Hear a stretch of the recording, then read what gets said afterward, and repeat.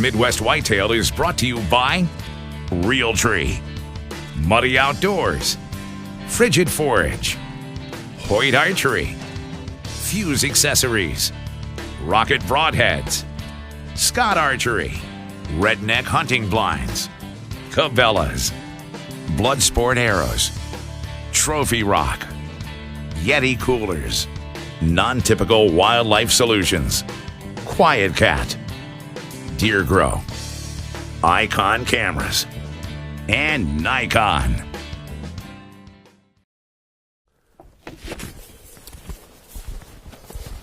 Welcome to Midwest Whitetail. Today is the 22nd of November. Normally I'd be bringing you a video blog later on this evening of this afternoon's hunt, but we're going to combine it at the end of this episode. I'll bring you what I see in the field this evening, but in the meantime we've got two really good hunts for you. We've got one from Aaron Warbritton, which was a public land hunt, and he kills a really good buck. Then we got another one of our employees in the office here, Jon Lewis, kills a really nice buck on a small 40-acre piece of private property that he got permission to hunt. So I hope you enjoy these action-packed hunts, and I'll bring you what I see in my hunt this afternoon at the end of the episode.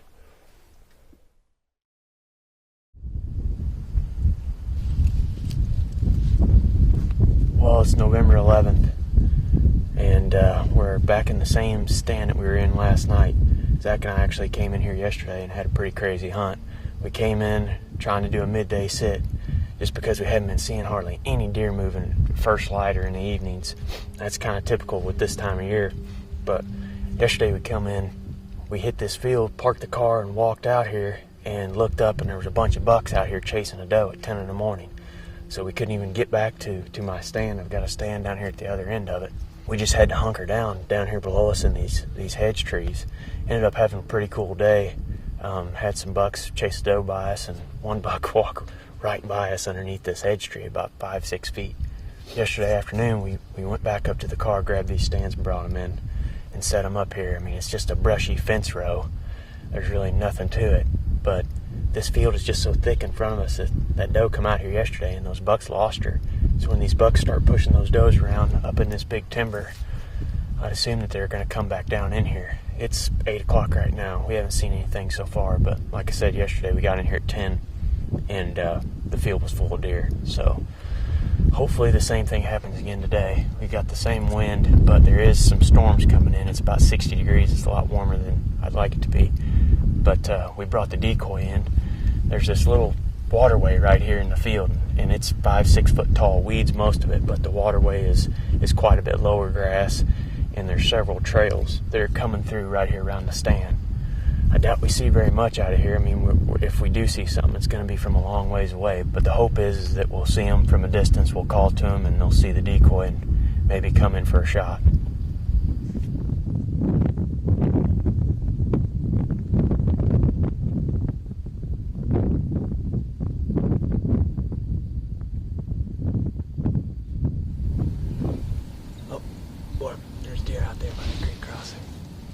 Behind us?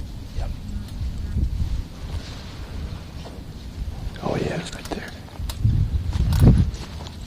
What is it? It's a buck. It's a buck and a doe. It's a pretty good buck. Really good buck.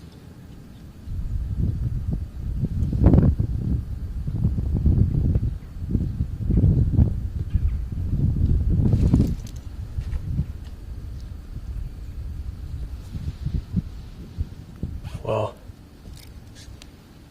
we just spotted a good buck and a doe out here in this field, about 200 yards away. He's with that doe, but as they come out into that thick stuff, there's a good chance he'll lose track of her. I'm going to try grunting at him, but right now they're slowly working their way this way.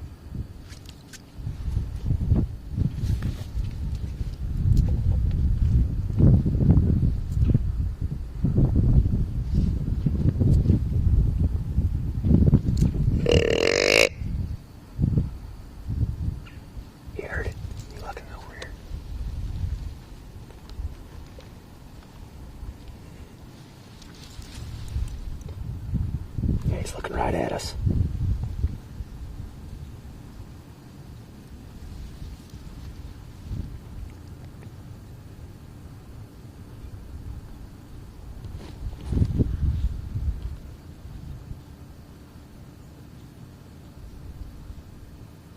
He's coming. He's coming, isn't he?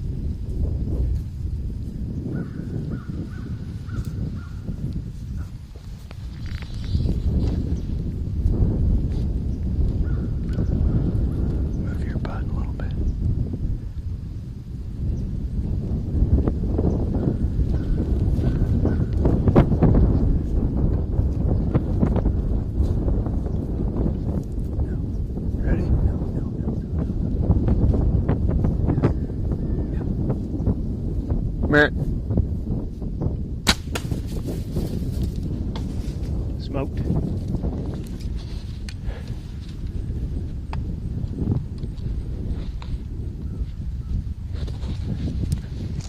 He can't take that. He can't take that.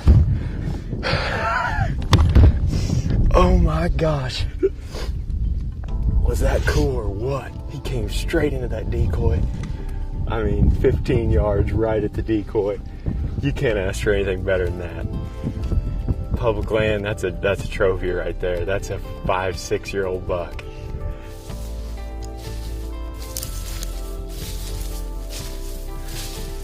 Right here's the decoy. I think my arrow is right over here in front of that decoy.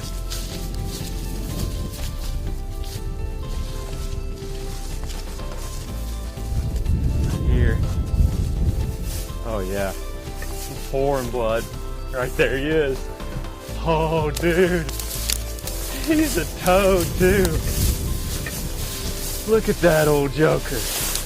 Holy cow, look at that thing. Look at how heavy he is. Double lung shot, coming to a decoy. What more can you ask for on public land?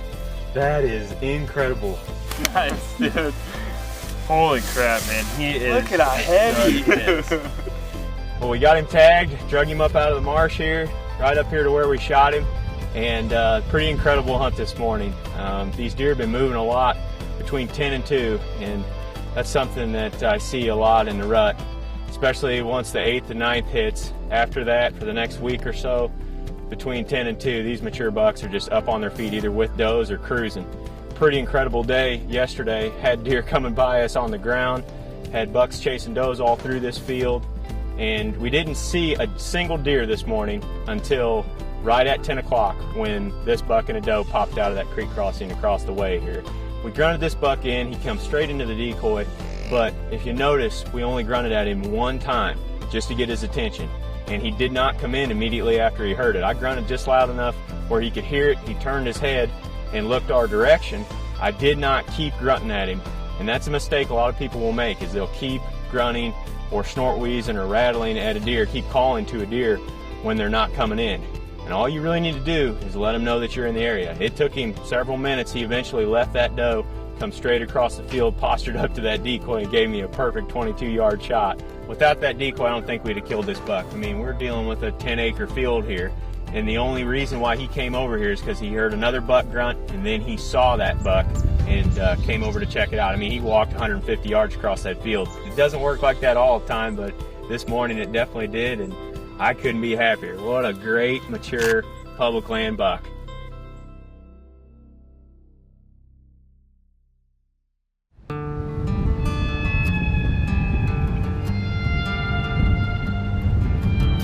It's November 12th, and Mike and I came back to this poor man plot that Brett just killed a buck in about a week ago. And as you can tell, it is extremely windy. I don't know if this was a good decision or not, but I guess you can't kill them from the couch. So we got in here pretty clean this morning, snuck down this path. The river's really high, so we can't really canoe through there. But we're gonna sit tight here. We're gonna try and stick it out here as long as we can, but we're just pretty much hoping for one buck to cruise by, and hopefully it's the right one. So we're gonna sit tight, try to stay warm, and we'll see what happens.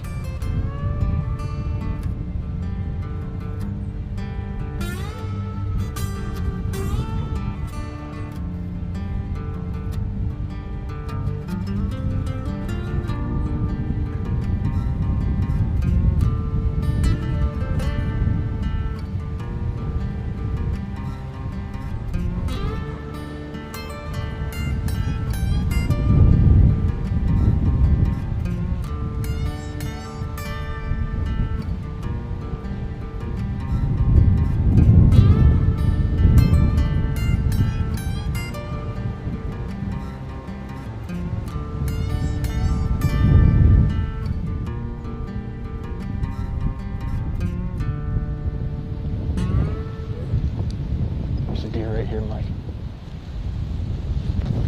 It's a buck, it's a buck. It's a good one.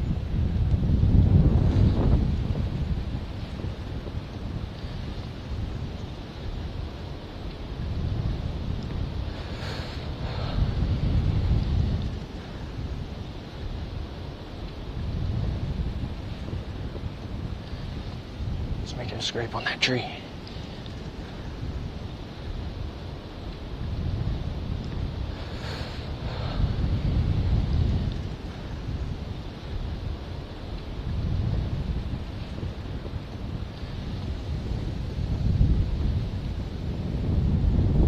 Here he comes, Mike. He's gonna come right into the plot here.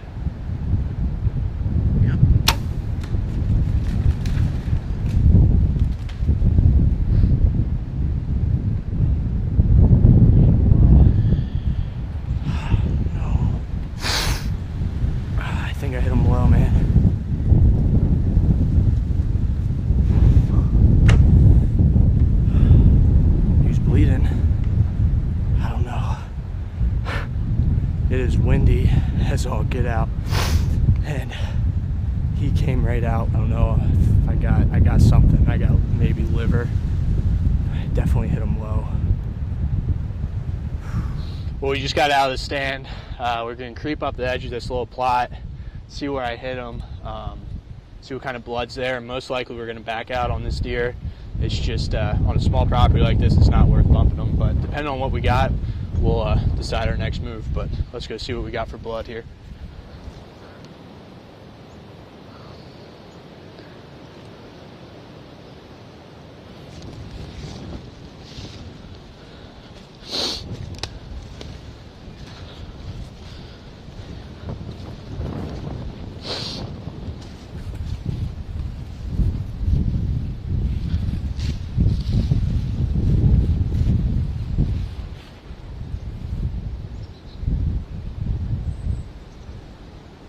No way.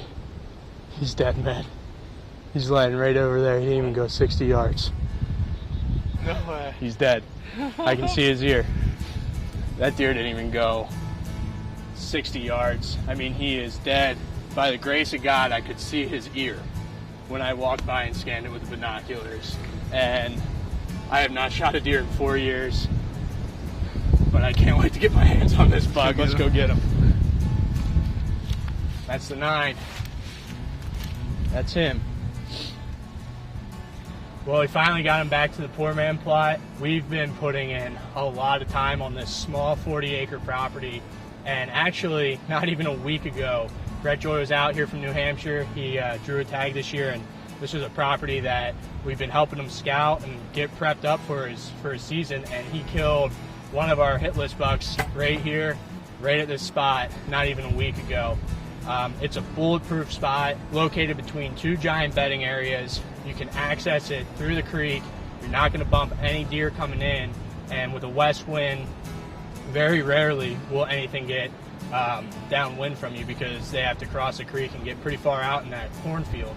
So these bucks will run the edge of this river, scent checking all this river bottom and these bedding areas, and that's exactly what both of these deer did. This guy came in on a mission. He came in, he made a scrape, and that's honestly what we've seen almost every deer do that comes through this plot. He read the script, he did exactly what we had hoped and exactly what we set that stand and what we planned this food plot for. But before I wrap up, I wanted to go over the shot real quick. Right when I let that arrow go, my heart kind of sunk, my stomach turned. The deer was 38 yards, and I knew he was going to duck. I had to stop him actually twice, so I knew he was going to drop a lot. He was quartering away hard enough that arrow hit low, but it went all the way through and came out his offside shoulder right through his heart. Immediately, we thought we were going to have to back out on this deer and really give him a lot of time, but we got down. I came and I looked at the blood right where I hit him, and it looked good, but I was still a little skeptical. So I said to Mike, we're going to creep up this edge and just kind of scan this bedding area with my binoculars on our way out, and somehow I just caught a glimpse of his white ear, and I pulled the binos up and I could see his rack sitting there. So it worked out perfect. This is the biggest buck I've ever shot, and we have just had an unbelievable, awesome season on this little 40-acre property, and I couldn't be happier.